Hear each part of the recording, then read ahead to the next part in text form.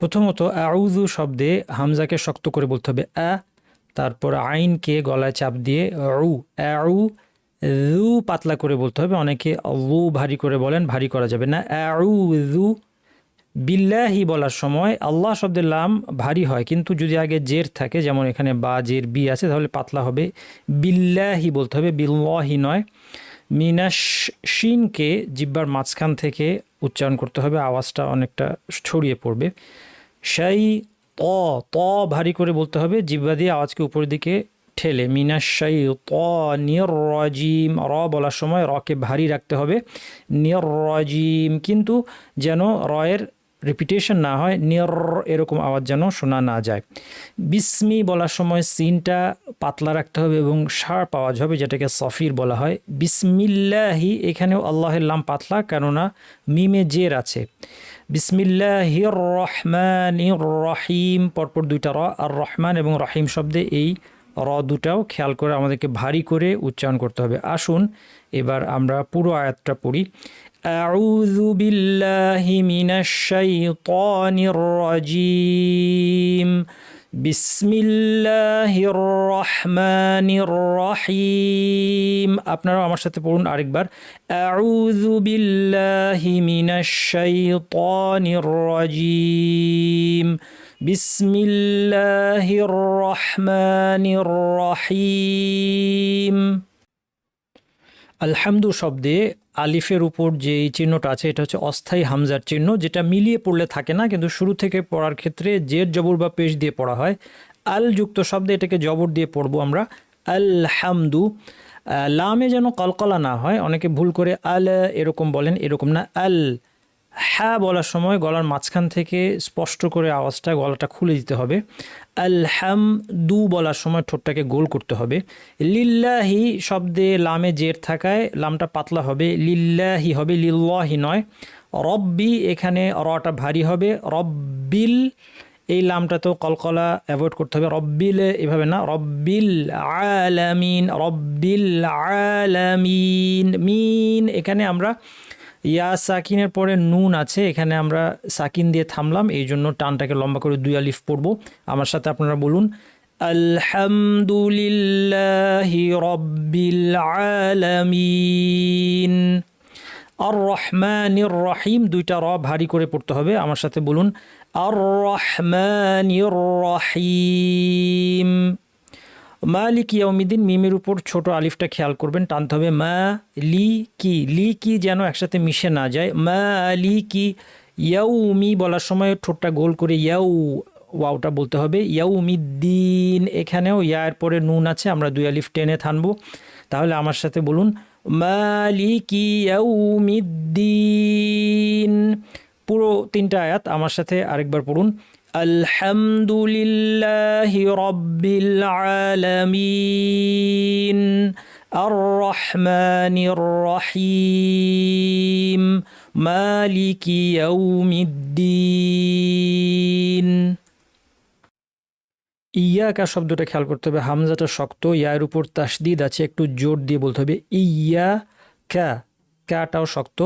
ইয়াকা না'বুদু, খেয়াল করতে হবে, না আইনকে চাপ দিয়ে বলতে হবে, এবং বু দু ঠোঁটটাকে গোল করে বলতে হবে। না'বুদু ওয়া ইয়াকা, এরপরে আবার আছে এই না'বুদু ওয়া ইয়াকা, এই যে অনেকগুলো হরফ আছে, এর মাঝখানে যে স্পেসিংটা বা গ্যাপটা, সেটা সমান হতে হবে। না'বুদু ওয়া ইয়াকা। নাস্তাইন বলার সময় নাস্তা, এই অংশটা যেন পাতলা থাকে, অনেকের ভারী হয়ে যায়, নস্তা এরকম হয়ে যায়, এরকম হবে না। নাস্তা নাস্তা। আইন বলার সময় ইয়া নুন আছে, নুন সাকিন দিয়ে থামার কারণে আমরা একটু টেনে দুই আলিফ করে টানবো। আমার সাথে পুরো আয়াতটা পড়ুন। ইয়াকা না'বুদু ওয়া ইয়াকা নাস্তাইন।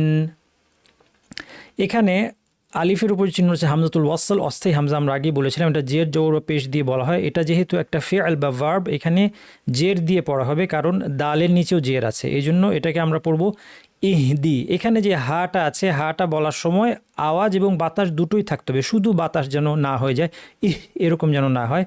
ইহদি নাস, নাস বলার সময় নুনটাকে পাতলা এবং সদটাকে আমাদের ভারী রাখতে হবে। অনেকে নস দুইটাই ভারী করে ফেলেন, না পাতলা সদ ভারী, নাস নাস এইভাবে।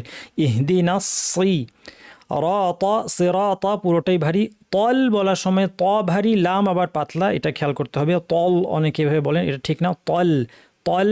মুস্তা, এই মুস্তা অংশটা ভারী হয়ে যেতে পারে, অনেকে বলেন সিরাতাল মুস্তাকিম, এরকম না, মুস্তা পাতলা করে বলতে হবে। কিম, এখানে কফটাকে ভারী করতে হবে, কিন্তু বেশি ভারী করে কইম এরকম অনেকে বলতে শোনা, এটা ঠিক না, এত বেশি করতে হবে না, অতিরঞ্জনের দরকার নেই। কিম এভাবে বলবেন, ইয়া মিম দুই আলিফ টেনে থামবেন। পুরোটা আমার সাথে পড়ুন, ইহদিনাস সিরাতাল মুস্তাকিম। দুটো আয়াত আমার সাথে আরেকবার পড়ুন, ইয়াকা না'বুদু ওয়া ইয়াকা নাস্তাঈন ইহদিনাস সিরাতাল মুস্তাকিম। সর্বশেষ আয়াতে সিরাত, সিরাত তিনটাই ভারী। সিরাতাল বলার সময় ত ভারী, লাম পাতলা, খেয়াল করতে হবে। সিরাতাল, তল বলবেন না। তল্লাযী, রি বলার সময় জিহ্বাকে উপরের দাঁতে লাগিয়ে নরম করে বলবেন। সিরাতাল্লাযীনা, আনআমতা শব্দে খেয়াল রাখতে হবে, নুন সাকিন মিম সাকিন যেন কলকলা না হয়। অনেকে ভুলে বলেন আনআমতা, এটা ভুল, আনআমতা এভাবে বলতে হবে। আলাইহিম শব্দে আমরা চাইলে থেমে যেতে পারি। তাহলে এতটুকু আমার সাথে পড়ুন, সিরাতাল্লাযীনা আনআমতা আলাইহিম। গয়রি, এখানে গয়নটাকে বাংলা গয়ের মতো শক্ত করে গয়রি বলা যাবে না, একটু সফট করে বলতে হবে গয়রি। গয়রিল মাগ, মাগ বলার সময় মিমটা পাতলা, গয়নটা ভারী, অনেকে দুটোই ভারী করে ফেলেন, বলেন মগ, মগ ঠিক না, মাগ। গয়রিল মাগ বু, বদ হরফটা জিব্বার দুই পাশ ব্যবহার করে আমাদেরকে গাল থেকে উপরের পাটির দাঁত থেকে উচ্চারণ করতে হবে।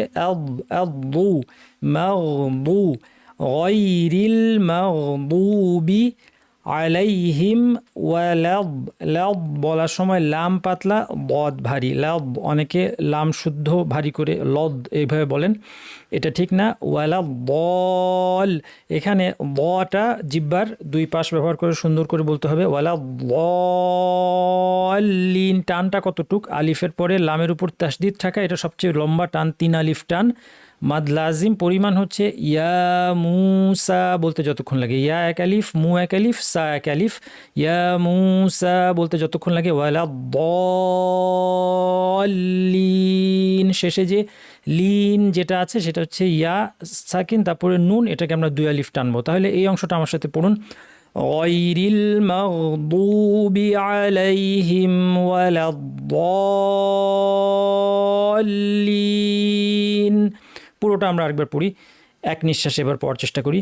সিরাতাল্লাযীনা আনআমতা আলাইহিম গায়রিল মাগদুবি আলাইহিম ওয়ালাদ-দাল্লিন।